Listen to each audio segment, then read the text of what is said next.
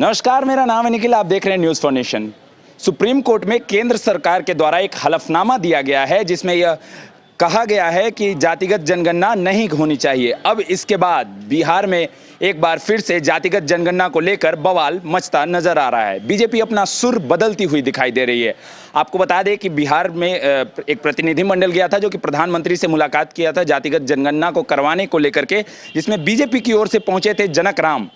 जब आज जनक राम सहयोग कार्यक्रम में पहुंचे तो हमने उनसे बात की कि हलफनामा दिया गया है कि जातिगत जनगणना नहीं करवानी चाहिए, तो इसको लेकर के उन्होंने कहा कि बिहार अब जातिगत राजनीति से ऊपर उठकर स्वास्थ्य, शिक्षा, ये सब की बात कर रहा है। साथ ही साथ जिस प्रकार से लालू प्रसाद यादव ने सरकार को आड़े हाथों में लेते हुए एक ट्वीट किया था, उन्होंने कहा था कि अति पिछड़ा की बातों को आरएसएस और बीजेपी दबा रही है, तो उसको लेकर के उन्होंने कहा कि जब वह 15 साल सरकार में थे तो सिर्फ M-वाइज समीकरण को ही सोच रहे थे। क्या कुछ कह रहे हैं जनक राम, सुनवाते हैं आपको। विपक्ष तंज कस रहा है कि आप लोग की बातें नहीं मानी गई। आप भी गए थे डेलीगेट्स में। आपको मुझे बताने में खुशी हो रही है कि बिहार प्रदेश के सचिव मुख्यमंत्री आदरणीय नीतीश कुमार जी के नेतृत्व में विपक्ष के नेता भी, बिहार के तमाम विपक्ष की पार्टियां जो है, सबका आशा और विश्वास बिहार के मुख्यमंत्री जी के ऊपर जगी और एक शिष्टमंडल जो गई उसमें एक सदस्य के रूप में भारतीय जनता पार्टी के कार्यकर्ता होने के नाते मुझे भी अवसर प्राप्त हुआ। मैं कोटशा धन्यवाद देता हूं केंद्रीय नेतृत्व को और बिहार प्रदेश के नेतृत्व को। मेरे जैसे गरीब परिवार में जन्म लेकर के भारतीय जनता पार्टी के कार्यकर्ता होने के नाते ये मौका मुझे प्राप्त हुआ। रही बात कि बिहार प्रदेश के 13 करोड़ जनता का नेतृत्व, सत्ता पक्ष हो विपक्ष हो, जब नरेंद्र मोदी जी देश के प्रधानमंत्री के नेतृत्व में जब हम लोगों ने मिला और सारी बात प्रधानमंत्री के समक्ष रख दिया गया है, तो मुझे लगता है कि प्रधानमंत्री के निर्णय को इंतजार करना चाहिए और प्रधानमंत्री जी का जो निर्णय आएगा, बिहार के यशस्वी मुख्यमंत्री जी हों या विपक्ष के नेता हो या प्रदेश के 13 करोड़ जनता हो, सर्वमान्य हो गए। तो अभी समय है और इंतजार करना चाहिए। हलफनामा दिया गया नहीं करवाना चाहिए केंद्र सरकार की ओर से। हलफनामा दिया गया सर, ये विचार नहीं है कि मतलब पूरी तरीके से सोच लिए हैं कि नहीं होगा। देश और प्रदेश की जनता भी जान रही है कि जिन लोगों ने जात के पीछे राजनीतिक उनके करने का मंशा है, बिहार प्रदेश में जात से अब बाहर निकल चुका है, विकास के रास्ता पकड़ लिया है। जिन लोगों ने जाति की राजनीति किया है, देखा गया है। कहीं जी कृष्णैया जी के साथ क्या हुआ, UN विश्वास जी के साथ क्या हुआ, चंपा विश्वास जी के साथ क्या हुआ, BB विश्वास जी के क्या हुआ, यही बिहार प्रदेश न था। क्या हो रहा था बिहार प्रदेश में? जाति के नाम पर जिन लोगों ने राजनीति किया, कुछ राजनीति करने का ये सामान्य बिहार देखने को मौका मिला था और ये बिहार प्रदेश उससे बाहर निकल चुका है। देश के यशस्वी प्रधानमंत्री नरेंद्र मोदी जी के नेतृत्व में अब बिहार का, देश का लंबी लकीर विकास का उन्होंने खींच दिया। ये बिहार प्रदेश वासियों को रोटी चाहिए, कपड़ा चाहिए, मकान चाहिए, चलने के लिए अच्छे रोड चाहिए, उनके बच्चों को पढ़ने के लिए अच्छे स्कूल चाहिए, स्वास्थ्य के लिए हॉस्पिटल चाहिए। ये तमाम जो है कि कमियां NDA सरकार, देश के प्रधानमंत्री नरेंद्र मोदी जी पूरा कर रहे हैं। तो देशवासियों को, बिहार प्रदेशवासियों को ये जो नितांत आवश्यकता थी, रोटी, कपड़ा, मकान, उसको पूरा देश के प्रधानमंत्री जी कर रहे हैं। रही बात जिन लोगों ने जाति की, डेलीगेशन में शामिल थे, प्रधानमंत्री से मिलने के लिए गए थे, लेकिन सुप्रीम कोर्ट में जो हलफनामा दिया गया है उससे बड़ा भी कोई जवाब हो सकता है क्या? मैंने तो कह दिया, आपके सवाल का जवाब आ गया कि सब हम 13 करोड़ का प्रतिनिधित्व करने वाले सत्ता पक्ष के नेता हो और विपक्ष के नेता हो, जब देश के प्रधानमंत्री के नेतृत्व में सारी बातें रख दी गई है तो थोड़ा इंतजार करना चाहिए कि देश के प्रधानमंत्री जी का निर्णय क्या होता है। आपकी क्या राय है? मैंने तो कह दिया, वही तो राय था। लालू जी ने कहा है कि बीजेपी RSS जो है वो पिछड़ों, अति पिछड़ों के साथ अन्याय कर रही है।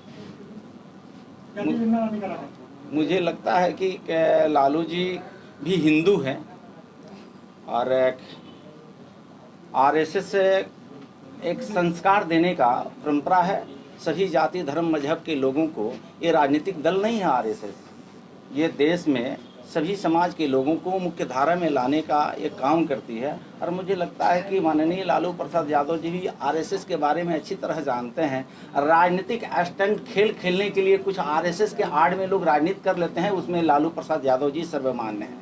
उनके वोट बैंक खिसकता है, उनके वोट बैंक में दरार आती है, उनके वोट बैंक जाति आधार पर क्यों नहीं पूछते हैं उन लोगों से? जो MY समीकरण आपने 15 साल तक चलाया है, ये जनक चमार आपके माध्यम से पूछना चाहता है पूर्ववर्ती सरकार को कि MY समीकरण में बिहार प्रदेश के अनुसूचित जाति के लोगों को आपने कहाँ रखा था? उस MY समीकरण में तो अनुसूचित जाति के लोगों को कहीं स्थान ही नहीं था।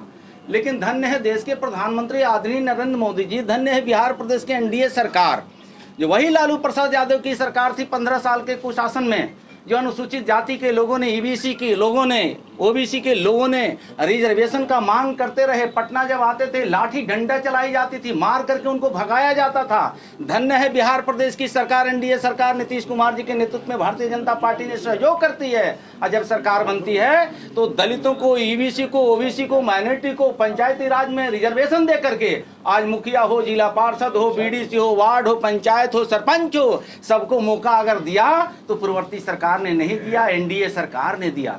तो कोर्ट से बिहार प्रदेश के 13 करोड़ जनता NDA सरकार को धन्यवाद दे देती है। कहने के लिए जाति के पीछे उनकी राजनीति चल रही थी, अब वो चलने वाली नहीं है। भारतीय जनता पार्टी NDA की सरकार में, बिहार के यशस्वी मुख्यमंत्री नीतीश कुमार के सरकार में सरकार चल रही है, सरकार दौड़ रही है। 13 करोड़ जनता के घरों में विकास पहुंच रही है। समय समय से बालू अवैध खनन का मामला प्रकाश होते रहता है, प्रकाशित होता है। मैं आप लोगों को धन्यवाद देना चाहता हूं और उस पर बड़ी से बड़ी कार्रवाई भी हो रही है। आपने देखा होगा कि बड़ा से बड़ा अधिकारी हो, SP से लेकर के और सिपाही तक, जिनकी अवैध बालू में अगर संलिप्तता पाई जाती है तो वे हिचक सरकार उनके ऊपर कार्रवाई करती है। आपने देखा होगा कि आर्थिक अपराध के तहत संपत्ति भी उनकी जांच हो रही है और अकूत संपत्ति प्राप्त हो रही है तो जब्ती भी हो रही है। तो कहीं ना कहीं सरकार की मंशा साफ है। जिन लोगों ने ये बालू में अवैध कारोबार से जुड़े हुए हैं, साफ संकेत है कि अगर उनमें सुधार नहीं होगा तो प्रशासन समय समय से छापामारी करके उनके ट्रैक्टर हो, ट्रक हो, हाईवा हो, JCB हो, वो जब्ती करती है, FIR करती है, नीलाम करने का प्रबंध कर दिया गया है और उससे कमाई हुई संपत्ति को भी सरकार जब्त कर रही है। लेकिन सवाल यह है कि कार्रवाई के बावजूद भी खनन जारी है। मुझे लगता है कि कानूनता आपने कहा और उसका जवाब भी हमने दिया। अगर ऐसे खनन कर रहे हैं लोग जिसको आप अवैध कहते हैं तो सरकार चुप तो बैठी नहीं हुई। लगातार थाना प्रभारी, अंचलाधिकारी, जिला के DM, जिला के SP कार्रवाई कर रहे हैं और मुझे लगता है कि बड़ी से बड़ी कार्रवाई हो रही है। और आपकी नज़र में कहीं फिर ऐसे देखने को मिलता है तो उजागर करते रहिए, सरकार उस पर कार्रवाई करेगी। सर, बालू माफियाओं में डर नहीं बैठ रहा है, कार्रवाई तो हो रही है सर, डर नहीं बैठ रहा है बालू माफियाओं में। मुझे लगता है कि डर तो बैठा हुआ है। आप कह रहे हैं ना, डर तो हो बैठा है कि रात में वो लोग सपना देख रहे हैं। ये पहली बार इतनी बड़ी कार्रवाई हो रही है कि उनकी चिंता है कि अब अवैध खनन हम कर नहीं पा रहे हैं। अवैध खनन करने पे सरकार कड़ी से कड़ी अंकुश लगाई है और मुझे लगता है कि उनके अंदर ये डर दहशत है।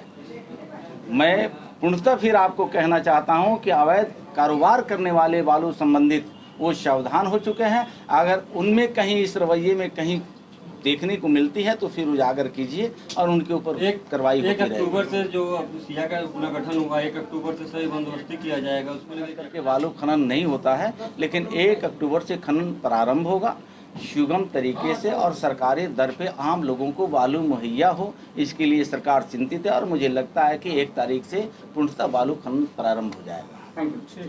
तो देश के प्रधानमंत्री की बात ये सामने आ गई है और उनका निर्णय हम सबको मान्य होगा।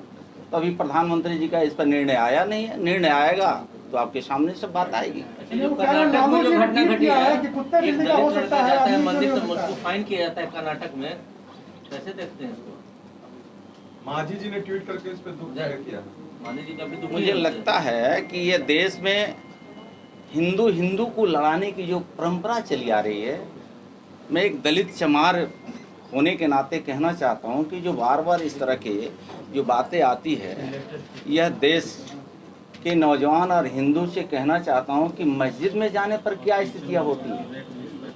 कुछ लोगों ने हिंदू को कह करके देश को तोड़ने की जो मानसिकता है, लड़ाने की जो उनकी परंपरा और प्रवृत्ति है, तो देश के और प्रदेश के अनुसूचित जाति और OBC, EBC, शेड्यूल्ड कास्ट के लोग, SC, ST के लोग ये भली भांति समझ गया है कि देश को मुख्य धारा में लाने के लिए नरेंद्र मोदी जी ने काफ़ी मेहनत करना है, और हमारी समस्याओं को दूर करने के लिए नितांत आवश्यकता जो थी उसको पूरा कर रहे हैं। तो मुझे लगता है कि अब ये पीछे छूट गए हैं जाति की बात करने वाले।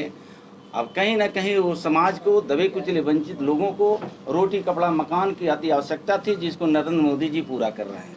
अब इस बीच में कुछ लोगों ने लड़ाने का प्रवृत्ति अपनाया है, ये सदियों से रहा है। जाति में तोड़ फोड़ करो, धर्म की बात कराओ, उनको अलग करो। तो मुझे लगता है कि देश के सर्वमान्य जो जातियां होती है ये बात को भली भांति समझ गई है, वो अब जाति के पीछे पड़ने वाली नहीं है।